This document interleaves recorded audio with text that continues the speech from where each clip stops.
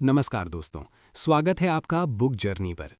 क्या आपने कभी गौर किया है कि कुछ लोग दिन भर काम करने के बाद भी ज़्यादा नहीं थकते, जबकि कुछ लोग सुबह उठते ही थकान महसूस करने लगते हैं। कुछ लोग घंटों तक पढ़ाई या काम पर ध्यान लगा सकते हैं, जबकि कुछ लोगों का ध्यान बार बार भटक जाता है। अक्सर हम सोचते हैं कि इसका कारण मेहनत, अनुशासन या इच्छा शक्ति है, लेकिन सच्चाई ये है कि कई बार इसका असली कारण हमारे दिमाग के अंदर चल रही केमिस्ट्री होती है। और उस केमिस्ट्री को सबसे ज़्यादा प्रभावित करने वाली चीज़ है हमारा रोज़ का भोजन। हमारा दिमाग शरीर के कुल वज़न का बहुत छोटा हिस्सा है, लेकिन ऊर्जा के मामले में ये शरीर का सबसे ज़्यादा ऊर्जा खर्च करने वाला अंग है। जब हम सोचते हैं, पढ़ते हैं, निर्णय लेते हैं या कोई नई चीज़ सीखते हैं, तब दिमाग लगातार ऊर्जा का इस्तेमाल करता है। इसलिए अगर शरीर को सही प्रकार का ईंधन नहीं मिलता, तो दिमाग जल्दी थक जाता है। उसी समय हम सुस्ती, थकान और ध्यान की कमी महसूस करने लगते हैं। जब शरीर में ऊर्जा कम होने लगती है, तो दिमाग तुरंत अपनी रणनीति बदल देता है। वो कठिन कामों से बचने लगता है और आसान चीज़ों की तरफ आकर्षित होने लगता है। इसी वजह से कई बार हमें पता होता है कि हमें पढ़ाई करनी चाहिए, लेकिन हम मोबाइल चलाने लगते हैं। हमें पता होता है कि हमें किसी महत्वपूर्ण काम को पूरा करना चाहिए, लेकिन हम उसे टाल देते हैं। ये हमेशा आलस नहीं होता, बल्कि कई बार ये ऊर्जा की कमी से जूझता हुआ दिमाग होता है। दिमाग के अंदर अरबों नर्व सेल्स होते हैं, जिन्हें न्यूरॉन्स कहा जाता है। ये न्यूरॉन्स आपस में संदेश भेजते रहते हैं और यही संदेश हमारे विचार, भावनाएं और निर्णय तय करते हैं।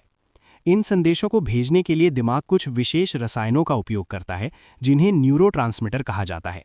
यही न्यूरोट्रांसमीटर तय करते हैं कि हम खुश महसूस करेंगे या उदास, हमारा फोकस मजबूत रहेगा या कमज़ोर। इन न्यूरोट्रांसमीटर में से एक सबसे महत्वपूर्ण रसायन है डोपामीन। डोपामीन को अक्सर मोटिवेशन और ड्राइव का केमिकल कहा जाता है। जब हमारे दिमाग में डोपामीन का स्तर अच्छा होता है, तो हमें काम करने का मन करता है। हम लक्ष्य बनाते हैं और उन्हें पूरा करने के लिए मेहनत करते हैं। लेकिन जब डोपामीन कम हो जाता है, तो साधारण काम भी भारी लगने लगते हैं और हमारा ध्यान जल्दी भटकने लगता है। अब सवाल ये है कि डोपामीन बनता कैसे है? इसका उत्तर छिपा हुआ है हमारे भोजन में। जब हम प्रोटीन वाला खाना खाते हैं, तो पाचन के दौरान वो छोटे छोटे अमीनो एसिड में टूट जाता है। इन अमीनो एसिड में से एक विशेष अमीनो एसिड दिमाग में जाकर डोपामीन बनाने में मदद करता है। इसलिए अगर हमारी डाइट में पर्याप्त प्रोटीन नहीं है, तो दिमाग के पास मोटिवेशन और फोकस के लिए ज़रूरी रसायन बनाने का कच्चा माल ही नहीं होगा। आज की दुनिया में एक बड़ी समस्या ये है कि हमारी डाइट में प्रोसेस्ड और पैकेट वाले खाने की मात्रा बहुत बढ़ गई है। Biscuit, pastry, cold drink, chips और मैदा से बनी चीज़ें स्वाद में तो अच्छी लगती हैं, लेकिन ये हमारे शरीर को स्थिर ऊर्जा देने के बजाय अचानक ऊर्जा का उछाल और फिर गिरावट पैदा करती हैं। जब हम ज़्यादा चीनी या रिफाइंड कार्बोहाइड्रेट खाते हैं, तो हमारे खून में ग्लूकोज का स्तर तेज़ी से बढ़ जाता है। उस समय हमें थोड़ी देर के लिए बहुत ऊर्जा महसूस होती है, लेकिन कुछ ही समय बाद शरीर उस अतिरिक्त शुगर को नियंत्रित करने के लिए इंसुलिन छोड़ता है और ऊर्जा अचानक गिर जाती है। इसी को शुगर क्रैश कहा जाता है और यही कारण है कि कई लोग दिन में बार बार थकान महसूस करते हैं। दोपहर के खाने का भी हमारे दिमाग पर बहुत बड़ा असर पड़ता है।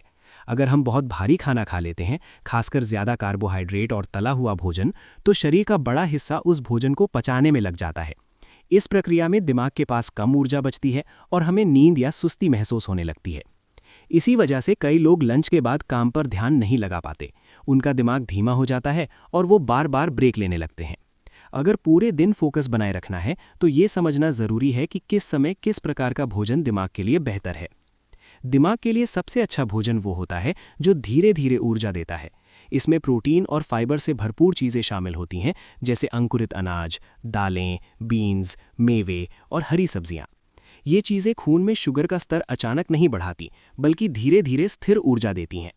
इसके अलावा पानी भी दिमाग के लिए बहुत महत्वपूर्ण है। दिमाग का बड़ा हिस्सा पानी से बना होता है। अगर शरीर में पानी की कमी हो जाए, तो ध्यान केंद्रित करना मुश्किल हो सकता है और सिरदर्द या थकान महसूस हो सकती है। इसलिए दिन भर पर्याप्त पानी पीना बहुत ज़रूरी है। रात की नींद और रात का भोजन भी दिमाग की ऊर्जा को प्रभावित करते हैं। अगर हम बहुत देर से या बहुत भारी खाना खाते हैं, तो शरीर को उसे पचाने में ज़्यादा समय लगता है और नींद की गुणवत्ता खराब हो सकती है। अच्छी नींद दिमाग को अगले दिन के लिए तैयार करती है। अगर सच में अपने फोकस और ऊर्जा को बेहतर बनाना है, तो एक छोटा सा प्रयोग करके देखा जा सकता है। अगले 7 दिनों तक सुबह का नाश्ता ऐसा रखें जिसमें प्रोटीन की मात्रा ज़्यादा हो और चीनी या भारी कार्बोहाइड्रेट कम हो। सिर्फ इस छोटे से बदलाव से भी शरीर और दिमाग में फ़र्क महसूस हो सकता है। जब शरीर और दिमाग सही तरीके से काम करने लगते हैं तो बार बार मोटिवेशन खोजने की ज़रूरत नहीं पड़ती। शरीर खुद काम करने के लिए प्रेरित करने लगता है। इसलिए अगर ऊर्जा और फोकस को बेहतर बनाना है तो सबसे पहले अपनी प्लेट को समझदारी से भरना शुरू करना होगा। अगर ये जानकारी उपयोगी लगी हो तो चैनल बुक जर्नी को सब्सक्राइब ज़रूर करें और कमेंट में लिखें आई एक्सेप्ट द चैलेंज। मिलते हैं अगले वीडियो में एक और उपयोगी और प्रेरणादायक विषय के साथ।